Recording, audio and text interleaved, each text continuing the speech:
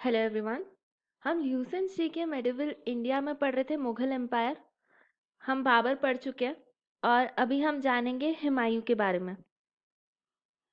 बाबर की 1530 में डेथ हो जाती है और उसने अपने सबसे बड़े बेटे हुमायूं को गद्दी पर बिठाया होता है। हुमायूं गद्दी पर बैठते हैं 1530 को। बाबर ने हुमायूं के जो भाई रहते हैं उनको अलग अलग एरियाज दिए रहते हैं रूल करने के लिए। कामरन को कंधार वाला एरिया दिया जाता है, अक्सारी को सांभल नाम का एरिया दिया जाता है और हिंदल को अलवर दिया जाता है। हुमायूं जैसे ही गद्दी पर बैठता है उसे दो तरफ से चैलेंज आया, गुजरात से और बिहार से। गुजरात का जो सुल्तान है बहादुर शाह, वो हुमायूं को चैलेंज करने लगा। हुमायूं ने बहुत वक्त लगाकर, लगभग 2-3 साल लगाकर उसने गुजरात जीता। लेकिन जैसे ही वो गुजरात से अपनी आर्मी लेकर बिहार की तरफ बढ़ा तो पीछे बहादुर शाह ने फिर से गुजरात को रिकवर कर लिया। और ईस्ट में हम देखें, मतलब बिहार में, बिहार के जो अफगान है वो अभी भी शांत नहीं हुए थे। महमूद लोदी जो कि उनका लीडर था वो तो मारा गया, लेकिन अब जो शेरशाह नाम का एक अफगान था, शेरशाह बहुत ही ज़्यादा पावरफुल व्यक्ति था और उसने अपने नेतृत्व में अफगानों को इकट्ठा कर लिया और उसके बाद वो हुमायूं को चैलेंज करने लगा। हुमायूं और शेरशाह की दो बैटल होती है। शेरशाह ने जैसे ही अपनी आर्मी इकट्ठा की वो हुमायूं के सामने गया और उन दोनों के बीच में जो पहली लड़ाई हुई उसका नाम था बैटल ऑफ चौसा। चौसा बक्सर के पास में एक जगह है।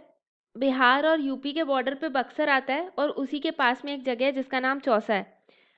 तो बैटल ऑफ बक्सर जो कि सॉरी बैटल ऑफ चौसा जो कि हुई थी 1539 में, यहाँ पर शेरशाह ने हुमायूं को बहुत बुरी तरीके से हरा दिया और हुमायूं खुद अपनी जान बचाकर भागा।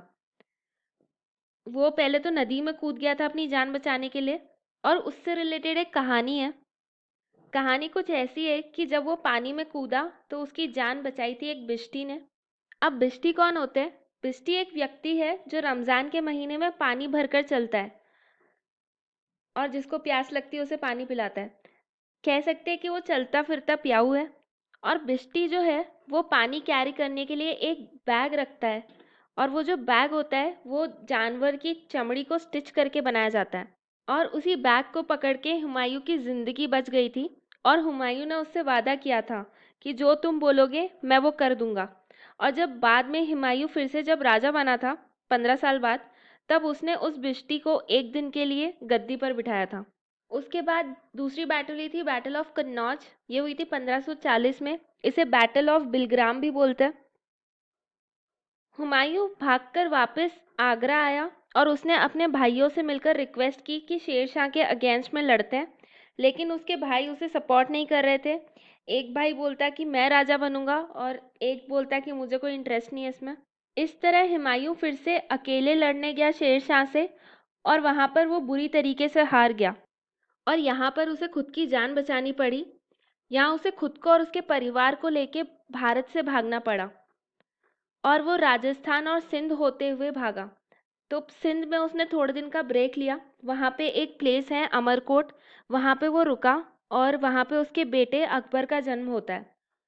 फिर वो वहाँ से निकल के पर्शिया चला गया। पर्शिया में सफाविद डायनेस्टी के राजा ने उसे शरण दी और साथ ही आर्मी भी दी। और उसी आर्मी का इस्तेमाल करते हुए पहले वो काबुल आया। उसने अपने एक भाई को हटाया काबुल से और वहाँ कब्जा किया और फिर 10 साल इंतजार करता रहा कि भारत फिर से कैसे जीते, स्ट्रैटेजाइज करता रहा। और 1555 में शेर शाह की डेथ के बाद हुमायूं ने फिर से भारत पे कब्जा किया। उसने दिल्ली पे कब्जा किया और फिर से वो यहाँ का शासक बन गया। फिर 1556 में हुमायूं अपनी लाइब्रेरी दीन पनाह जो है उससे उतर रहा रहता है स्टेज से, और उतरते टाइम वो फिसल जाता है और उसकी मृत्यु हो जाती है। मुश्किल से 5-6 महीने ही उसका राज रहा वहाँ पे दिल्ली में। हुमायूं के लिए एक बहुत ही फेमस हिस्टोरियन ने लिखा है, Humayun tumbled through life and tumbled out of it. Humayun की टोम है हुमायूं टोम दिल्ली में। ये यूनेस्को वर्ल्ड हेरिटेज साइट है और ये बनवाई थी हमीदा बानो बेगम जो कि हुमायूं की वाइफ थी और उस टाइम पे किसका राज था? अकबर का राज था। तो अगर क्वेश्चन आता है कि हुमायूं की टॉम किसने बनाई थी, तो अगर अकबर ऑप्शन में हो तो अकबर भी सही है, और हमीदा बानो बेगम ऑप्शन में हो तो वो भी सही है।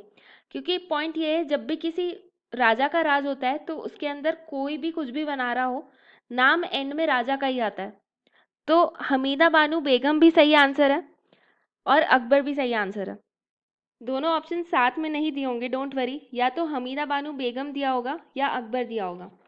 हुमायूंस टॉम जो है ये मुगल आर्किटेक्चर का बहुत ही फाइनेस्ट एग्जाम्पल है। और बाबर और हुमायूं को तो टाइम मिला ही नहीं था आर्ट एंड आर्किटेक्चर में इन्वेस्ट करने का, क्योंकि उनका टाइम पीरियड बहुत ही छोटा था।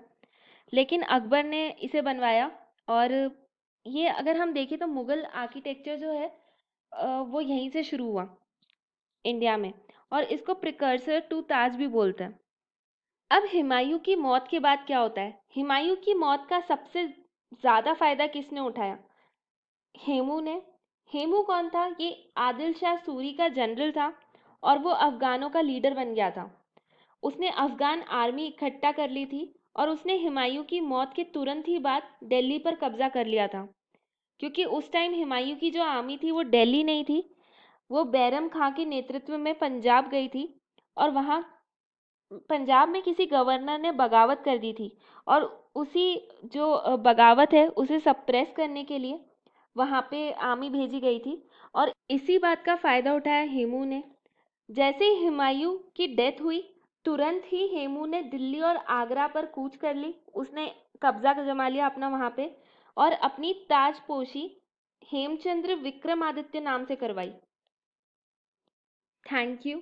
अगर आपको लेक्चर पसंद आया हो तो आप प्लीज़ लाइक करें, सब्सक्राइब करें और शेयर करें अपने फ्रेंड्स के साथ, अगर आपको लगता है कि ये हेल्पफुल होगा। और अगर आपको कोई भी क्वेश्चन हो, क्वेरीज हो, आप नीचे कमेंट सेक्शन में लिख के बता सकते हैं।